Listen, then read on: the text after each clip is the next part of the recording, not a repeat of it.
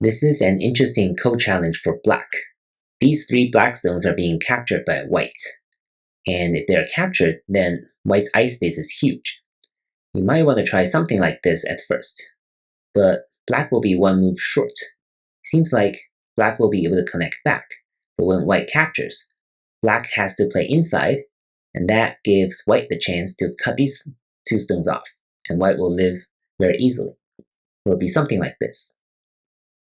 If black plays at the 2-2 point, this also doesn't work because white can push here and Atari here, and there's nothing for black to play. So what should black do? If you play here, then again, white can just push here and capture black. This is definitely a living shape once captured. What will work is right here, the 2-1 point. It's a really neat move because if white only captures these three stones, that's only going to be a bent 3, a dead shape. And in this situation, white cannot find an extra real eye anywhere. So black will succeed. And if white's number 2 is here, it cannot block because now black can capture white in a connect and die like this. So white will fail this way. Number 2 is not a good move.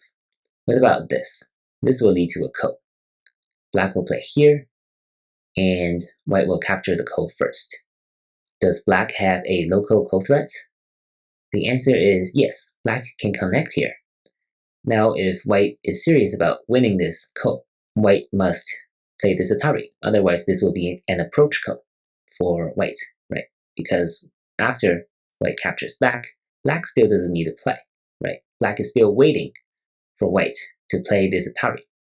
So if white really wants to win, then it needs to answer number 7, which makes number 7 a local ko threat. Now black captures back, and white will have to find a ko threat elsewhere. So this is one scenario. Another scenario would be for white to play right here, cutting off number 1's access to the outside. What happens now is that black can still play this point. If white plays here, then we'll be back to the previous ko. If white plays here, now black can connect back. White cannot enter at number 6. So the best white can do is to capture number 3. Does black have a local ko threat? Not really, right? So this is better for white. White captures first, and black does not have a local ko threat, so black will have to find the ko threat elsewhere. If black plays here first, then white will try to cut black off.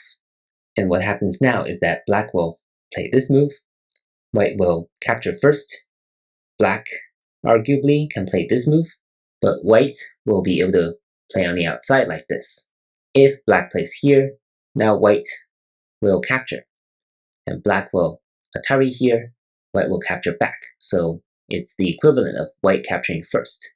But compared to bending here first, black risks less in this situation, right? Because if white wins, white only captures here.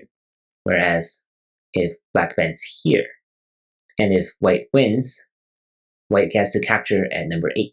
So that is why the optimal variation for black is to bend here at number 3 instead of here.